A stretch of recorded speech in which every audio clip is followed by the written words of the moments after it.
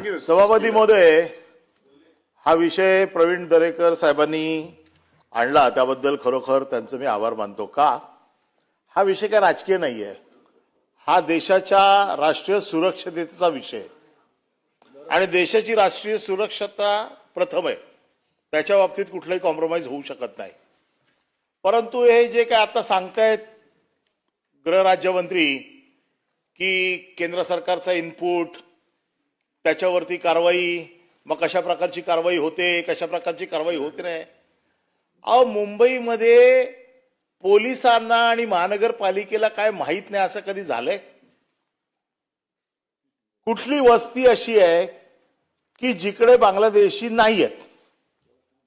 जिथे जिथे झोपडपट्ट्या बांधल्यात आणि ज्या झोपडपट्ट्यांमध्ये कारखाने चालतायत, त्यांची मोडस ऑपरेंडी काय की झोपडपट्टीमध्ये सगळ्या झोपडपट्ट्या मुंबईतल्या बघा, वरचा खालचा माळा मालक राहतो, वरचे 2 माळे हे भाड्याने देतो, दुसऱ्या माळ्यावरती कारखाना, मग तो कारखाना कपड्याचा असेल, तो कारखाना जेम्स अँड ज्वेलरीचा असेल, तो कारखाना वेगवेगळ्या हँडमेड असेल, जरीचा असेल, हे सगळे इमिटेड ज्वेलरीचे असतील, हे सगळे कारखाने वेगवेगळ्या मुंबईमध्ये वस्त्यांमध्ये आहेत आणि तिथेच सगळे बांगलादेशी कामगार आहेत। हे काय पोलिसांना माहित नाही? हे काय महानगरपालिकेला माहित नाही? एक आय कार्ड तपासू, आधार कार्ड तपासू, हे तपासू, तिकडचे काय दलाल माहित नाहीत? हे काय उत्तर देत आहेत इकडे? हा काय आंतरराष्ट्रीय विषय आहे का की गोलमेज टेबलावरती नेऊन तो सोडवायचा आहे? अरे लोकल पोलिसांना सांगितलं तर 15 दिवसात साफ करून टाकतील, 15 दिवस पण नाही लागणार। आज सगळे धंदे जे आहेत, जसं तुम्ही सांगितलं बांधकाम व्यवसायामध्ये आज ते लोक आहेत, आज जेम्स अँड ज्वेलरीमध्ये ते लोक आहेत, आज फुलांचं मुंबईमध्ये डेकोरेशन चालते त्याच्यामध्ये ते लोक आहेत, मच्छी ते लोक विकतायत, आज फेरीवाले ते लोक आहेत। हे काय पोलिसांना माहित नाही? हे महानगरपालिकेला माहित नाही? आज राज्य कोणाचं पण असू देत, या यंत्रणा तर त्याच आहेत ना। आज मी आहे राज्यावरती, उद्या तुम्ही आहात, पण यंत्रणा तर त्याच आहेत ना। यात यंत्रणांना काय माहित नाही का हे कोण आहेत ते? आणि म्हणून आज तुमचेच लोक आरोप करतायत की भारतीय जनता पक्षाच्या कार्यकर्त्याला दम देत आहेत तुमचं सरकार, आणि दम तुम्ही खाताय आणि सभागृहात येऊन सांगताय की आम्ही दम खातोय म्हणून।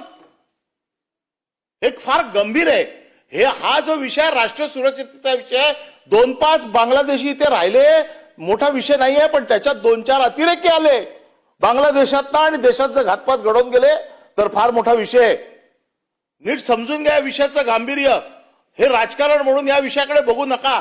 हा विषय देशाचा राष्ट्रीय सुरक्षेचा विषय, आपल्या आणि बांगलादेशचे संबंध जे काही ताणले त्या दृष्टिकोनातून या विषयाकडे बघितलं पाहिजे।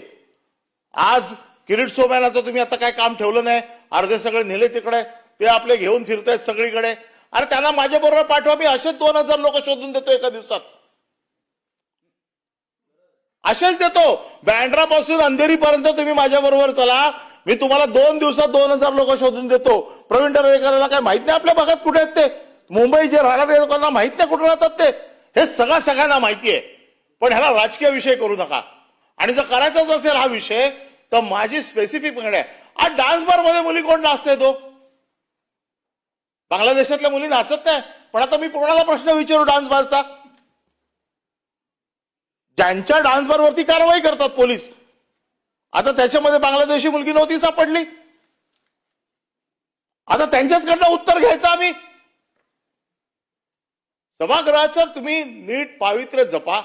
या सभागृहाचा उपयोग राष्ट्रीय सुरक्षतेसाठी झाला तर तो जास्त सोयीचा आहे, हा राजकीय विषय नाही।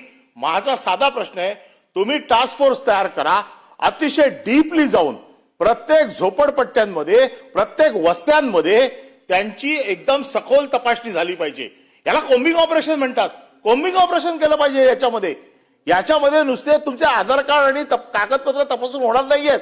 उद्या ह्याच्यामध्ये किती क्रिमिनल्स आहेत, तुम्ही जरा आर्थर रोड पासून सेशन कोर्टात ज्या गाड्या येतात त्या गाड्यांच्या इकडे जरा उभे राहा, तुम्हाला आपोआप सापडतील किती बांगलादेशी आलेत ते सांगत पण नाहीत आम्ही बांगलादेशी आहे म्हणून, ते सगळे सांगतात आम्ही भारतीय आहोत म्हणून। आता किती लोक वेगवेगळ्या पदावर आलेले आहेत, आता ते म्हणतात की जिंकले जास्तीत जास्त मतदार याच्यावरती। आता 288 मध्ये 3:15 तर तुम्हीच जिंकलेत. आता का त्यांच्या मतावर जिंकले? आमच्यासाठी काही ठेवलंच नाही, मग कोणाच्या मतावर जिंकले? त्याच्यामुळे हा विषय राजकीय नाहीये. या विषयात माझी सरकारकडे एकच मागणी आहे की हा विषय घ्यायचा असेल पुढच्या 3 महिन्यात सरकारने स्पेशल टास्क फोर्स करावा. त्या टास्क फोर्सच्या माध्यमातून जेवढ्या झोपडपट्ट्या आहेत मुंबईतल्या, मुंबई असेल, मीरा रोड असेल, ठाणा असेल, कल्याण डोंबिवली असेल, आता सगळं हळूहळू त्यांनी मुंबईच्या बाहेर हातपाय पसरायला सुरुवात केलेली आहे. त्याच्यामुळे ह्या झोपडपट्ट्यामध्ये विशेषतः ज्या झोपडपट्ट्या 1 माळ्यापेक्षा 5 माळ्यापर्यंत आहेत, या सगळ्या झोपडपट्ट्यांची तुम्ही स्पेशल कॉम्बिंग करा आणि त्या स्पेशल कॉम्बिंग ऑपरेशन मध्ये तुम्हाला हे सगळे सापडतील आपोआप. बाहेर कुठे शोधायला जायची गरज नाही. पोलीस स्टेशनचे रेट सांगू काय मी? प्रत्येक माणसाच्या पाठी दलाल किती पैसे देतो ते? महानगरपालिकेचे रेट सांगू काय मी?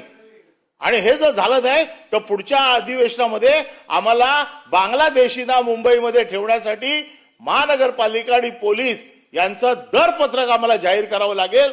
आणि म्हणून माझी सरकारकडे विनंती आहे, पण सरकारने देखील याचा गांभीर्याने विचार केला पाहिजे. केंद्र सरकार भिंती बांधणार, कुठे भिंती बांधणार तुम्ही? भिंतींसाठी तुम्ही फंड आणताय, या भिंती बांधणार कुठे? मुंबईमध्ये कुठे अशी भिंत आहे की जिथे बांधली तर बांगलादेशी येणार नाही? आता तर दादरमध्ये ताईंनी सांगितलं की दादरमध्ये बांगलादेशी आहेत, भिंत बांधणार कुठे तुम्ही दादरमध्ये? प्रश्न नाही, प्रश्न तर विचारतोच आहे, पण प्रश्न कोणाला विचारायचा हा प्रश्न आहे. प्रश्न ज्यांना विचारतोय त्यांनी देखील मनाचा आता मोठेपणा दाखवला पाहिजे.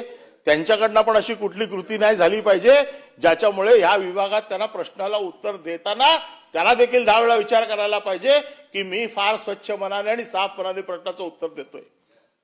आणि म्हणून माझा स्पेसिफिक प्रश्न आहे, पुढच्या 3 महिन्यात टास्क फोर्स तयार करून प्रत्येक अशा वस्त्यांची झाडाझडती घेऊन याच्यातनं बांगलादेशी शोधून, याच्यातले गुन्हेगार शोधून देशाच्या सुरक्षिततेला धोका होणार नाही याची जबाबदारी सरकार घेणार का? मंत्री महोदय, त्यांच्या म्हणण्यावरनं असं जाणवतंय की त्यांच्याकडे भरपूर इन्फॉर्मेशन आहे आणि कुठे कुठे मुंबईमध्ये बांगलादेशी राहतात. माझ्या माहितीप्रमाणे ते ज्या पक्षाचं काम करतात त्या भागामध्ये ते विभाग प्रमुख देखील आहेत.